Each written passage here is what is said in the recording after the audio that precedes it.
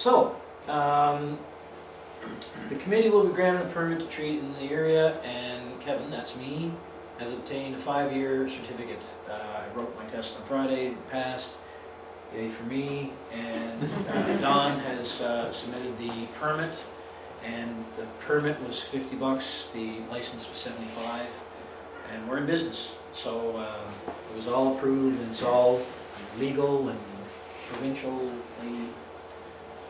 embraced. So let's talk a little bit where these mosquitoes come from, okay? So we have our eggs, our larvae, otherwise called wigglers. And take a good look at those. Leave that up for a minute, because if you're involved in the monitoring, I'm going to do a bit more further discussion with you, and we'll go out to the swamps where you see this in first hand.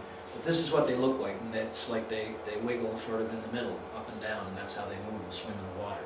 That's what we're after, because by the time they get to pupae, which are like commas, that's what they look like, and they sort of twirl around as opposed to wiggle. It's too late. They don't feed. And then you got your adult, and we all know what they look like. So again, the adult female lays the eggs. The female, the males are the ones that you see with sort of the fluffy noses. They feed on nectar. The females need a blood meal to lay their eggs. So they'll come out and get a blood meal wherever they can find it, and then they'll go back to these swampy areas with vegetation, damp vegetation. These eggs can be dormant and survive winters for years.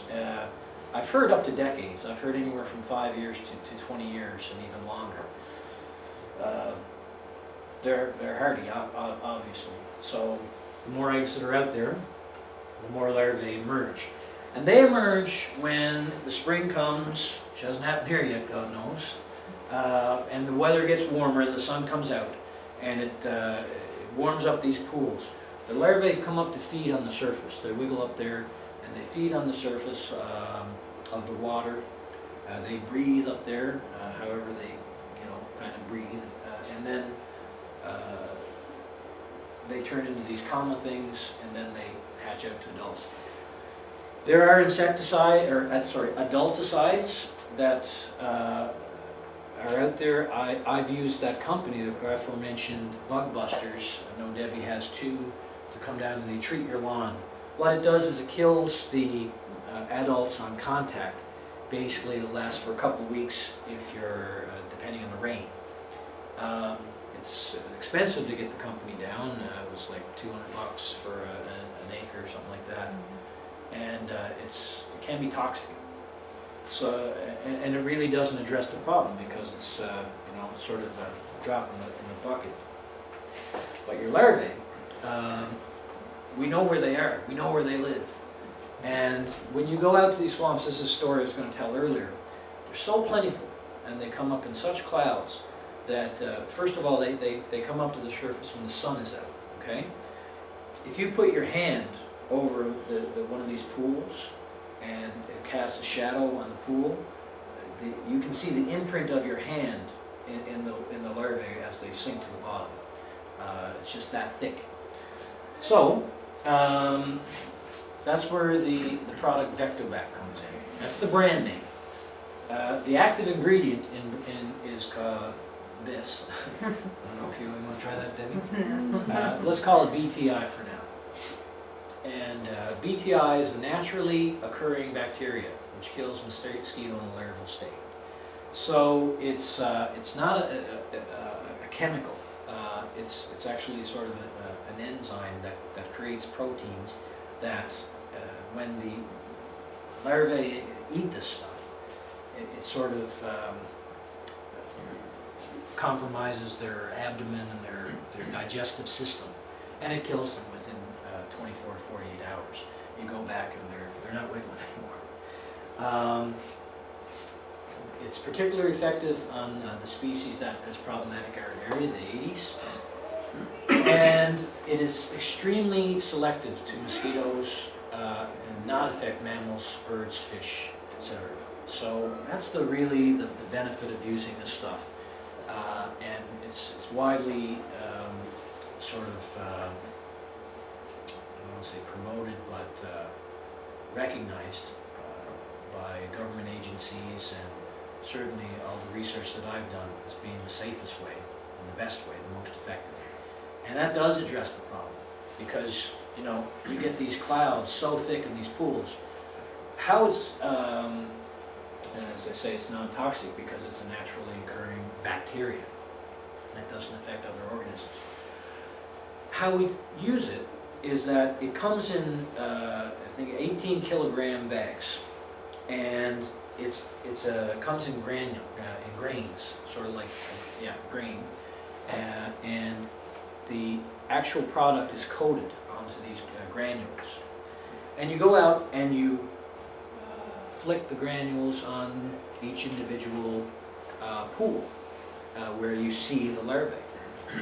And it will dissolve on the surface. And so when the larvae come up and they feed, that's when they get it. That's when they get it.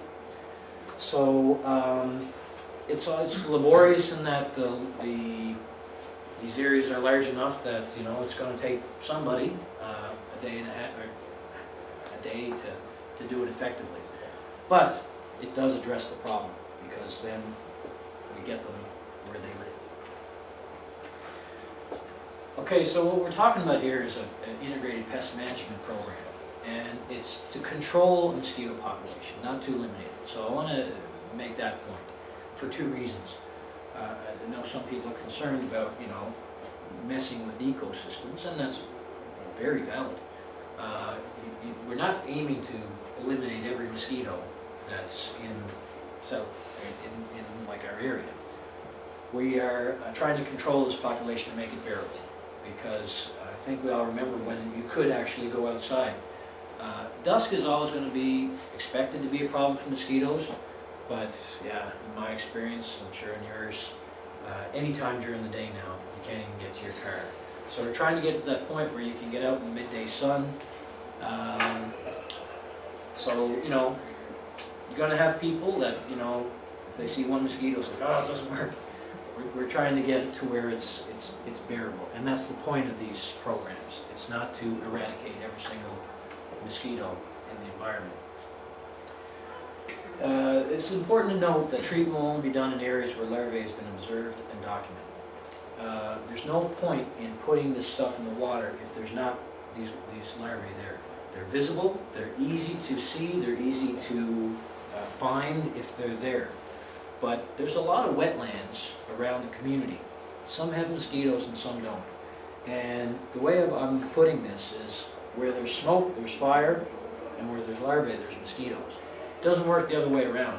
So if you have water on your property, here's what I'm going to suggest. If it's standing water, such as like tires, dump out the water. You know, that's the easiest plan there. Any buckets, any things like that, that's easy to do. You can't drain the marshes, obviously. We don't want to drain the marshes.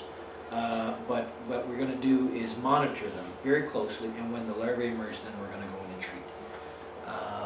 So if you do have water on your land, I'll teach you how to, you know, find those larvae. There's not much to it. You can get a scoop and you can see them in the water. You can scoop just on the surface, and if there's any swimming around in there, well, give us a call and we'll do it. We'll come down and deal with it. But if there's no larvae, then it's the same thing as throwing our money right in the water. We got to do it where it's effective, at these ground zero locations. And unfortunately, we weren't able to connect to the internet here this evening, so there's no video. But I can email this link if anybody would like to see it. It's just something I found on the internet that's about a 7-minute video, and it explains a lot of those things that I just talked about. And I guess that's about it. So please, let's talk.